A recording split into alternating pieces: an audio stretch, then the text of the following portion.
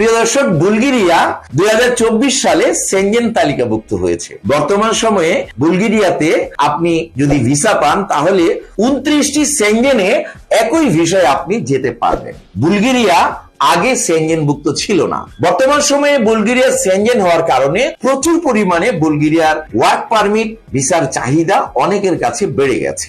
বুলগেরিয়াতে আপনারা সহজেই work permit visa processing করতে পারবেন। মনে রাখবেন, বুলগেরিয়ার একটি ওয়ার্ক পারমিট একটি ভিসা।